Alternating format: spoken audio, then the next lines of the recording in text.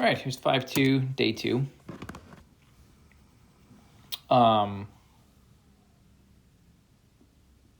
kind of head back to the natural spot where we left off with graphing, because we did see a little bit of it in day 1, okay? Where we looked at 2 to the x and log of x. And we actually did have something looking kind of like this, right? And just to be a stickler here, I want to throw this in there, right? Because these are inverses. That's where we kind of started the whole discussion with logarithms, is that they're the inverse of an exponent. I think it's always worth a reminder, which that's an approximation. Again, it's got a little, I did that one the last time too. I had a little squiggle on it. Wonder why. Can't seem to get that. Oh well. That's roughly y equals x, right? Just the kind of diagonal line right through, characterized by the fact that if you look through that, every single point has the same x coordinate as y coordinate. And then just to make sure we're clear here, that we started with 2 to the x power.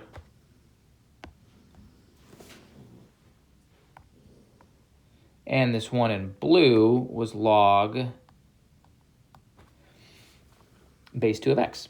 Okay, and they were inverses. Just a couple things characteristic-wise. 2 to the x has a horizontal asymptote. Didn't talk about that in day 1 of 5.2, but in 5.1 we talked about it a bunch. Okay, unless it's been moved, you typically find it at y equals 0, right? And we saw that you got to have some kind of vertical shift to the whole graph, but if you do, that asymptote's going to move.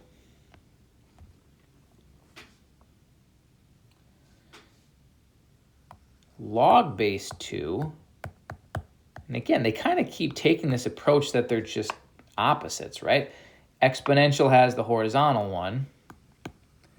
Logarithmic graphs will have the vertical, okay? Now, we saw this come up in day 1. I'm not going to write it out, but I'll just reference the problem. We tried to do log base 10 of negative 19 and saw that it didn't work, right? You can see on the graph here, especially when you mark in that asymptote, this could change based on a horizontal shift, which we'll look at in the next couple of slides. Actually, not the next one, but after that. But if it hasn't been shifted from side to side, it's got that vertical asymptote at x equals 0, and it means the domain is x greater than 0, which means typically speaking, when you're working with a logarithmic graph, you can only put in positive x values, okay? That's kind of a significant piece, okay? Let's kind of continue this on the next slide here with looking at the features of a logarithmic graph. This was kind of specifically on the asymptotes. Whoops. There's nothing down there. I got to change the slide. Oh, there we go. That's what I was looking for. So here, I had mentioned this also in the first day, right? Notice here, like, to have a logarithmic graph that kind of looks like this, where it kind of starts fast and then levels off, I'm actually being a little bit more specific with A. Typically, I'd said that A just has to be greater than 0. With the graphical approach that we're taking today, we're saying that it's got to be bigger than 1. Okay, that's what we're doing here. Now, the domain here, we just addressed that in the previous slide, right? So I'm just saying log base A, right? Any base, but it does need to be not just positive, but bigger than 1, okay? The range, you can kind of see it graphically there. You can go up and down. You can get as big or as small of a y value as you want, Asymptote, we talked about that. Okay, now that could move, right? Because we've got it right here at x equals 0. But I do want to get into that. How and under what circumstances would that move? Okay.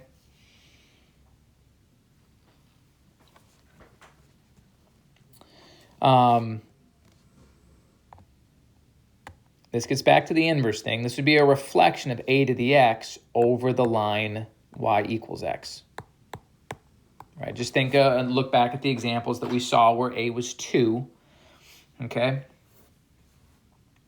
But if you change the base to 3 or 4 or 5, right, you're dealing with the same thing, okay? That log base 5 would be a reflection of 5 to the x over that same line.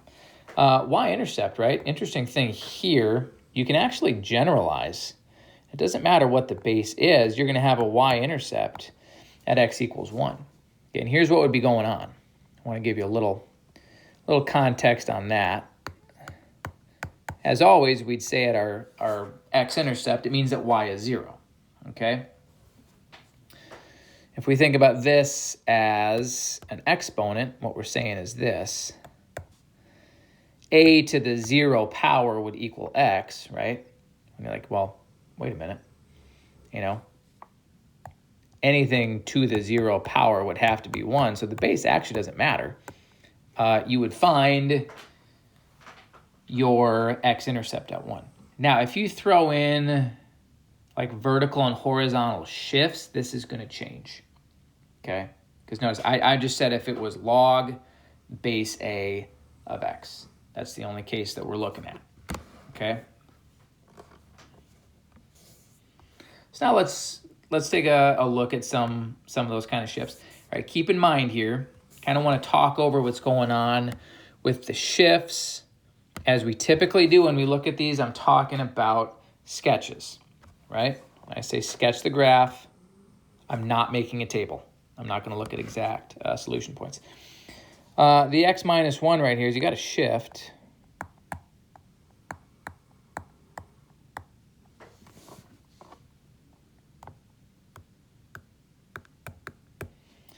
Now, this is one of those that we've seen before. We saw it with quadratics, saw it with exponents. That's where the shift is applied kind of inside the operation, and it's with the x variable. That's always the side to side, and it always kind of does the opposite of what you would think. This is the big one you got to recognize. If that's the case, this is where the asymptote is going to move, right? And that shift will tell you where it is. So typically, notice I've got no base here, so I'm looking log base 10, okay? Log base 10, like just about every other, well, really every other logarithmic graph would have its asymptote at x equals 0. Here it's moved, okay? From there, we'd be looking at, you know, basically the same thing. That's what I'd really look for, is you get that asymptote shifted to the right, okay? So that's a big one to look at. And it's an interesting contrast from exponential graphs, because there it was all about up and down. It had a horizontal asymptote, and if it moved up and down, the asymptote would move with it. The shift, which again, if it were vertical, would tell you where it went. With logs, it's the same deal, but it's horizontal. Okay? Now check this one out. Log base 10 of x plus 2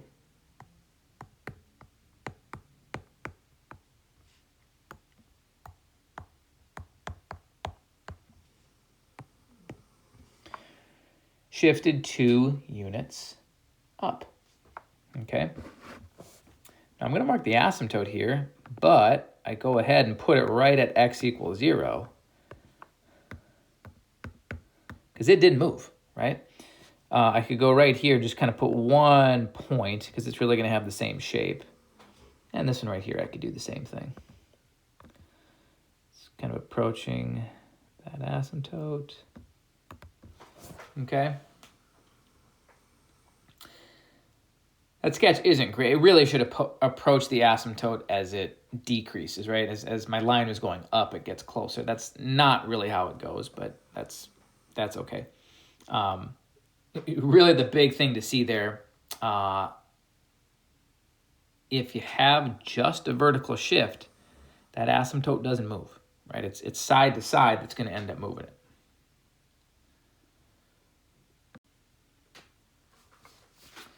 All right, here's a couple more. This one's kind of funny the way it's written. Sometimes I can try to hide what's going on here, but if we were to kind of look at this the way we normally do, we're still all just dealing with log base 10. We'd probably switch the order of those and put the -1 at the end. And if it was written that way, I think it'd be a little bit more clear to you that it's shifted 1 unit down. When you think about that case, very similar to the one we just did, right? Asymptote, x equals 0, doesn't move, right? Sure, this is going to go down 1 unit, right? And then this is going to look just like that, right? Because it's all shifted 1 unit down. But whether it's vertical or, whether it's up or down, if the shift is just vertical, that asymptote just stays put, okay? All right, last one here. This one's got 2 transformations. We got a shift going on.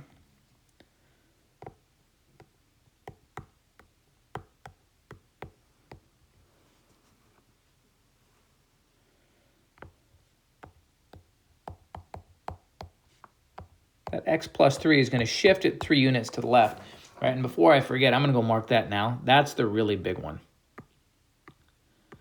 because that does move the asymptote.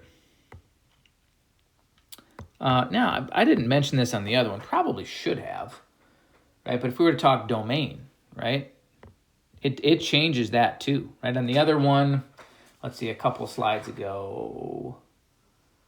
Yeah, I should have put that on there, that when that asymptote moved to x equals 1, the domain became x greater than 1.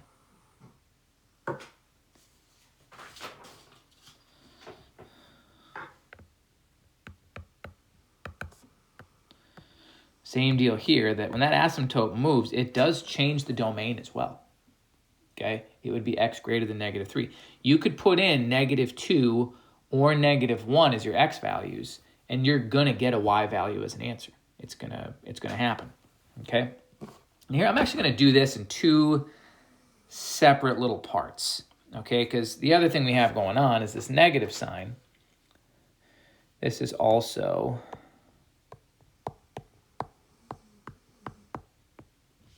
reflected over the x-axis.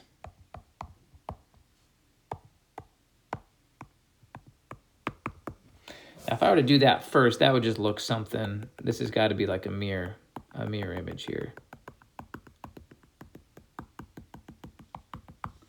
Okay, something like that. Okay, I think it's best to kind of look at it this way, that you wouldn't need to draw that, but kind of visualize that the reflection happens, and then that's the graph that we got to move. That's going to go over 3. And it's going to do something like this, and then head off that way, okay? If you have to sketch those on a homework assignment, if it helps to put in kind of a slight little sketch of the first one, because don't be afraid to do that. I think it really is helpful in this case, for example, to do the reflection first, and then look at the shift, right? A lot of times that's a better way to take a look if you have 2 transformations going on, okay?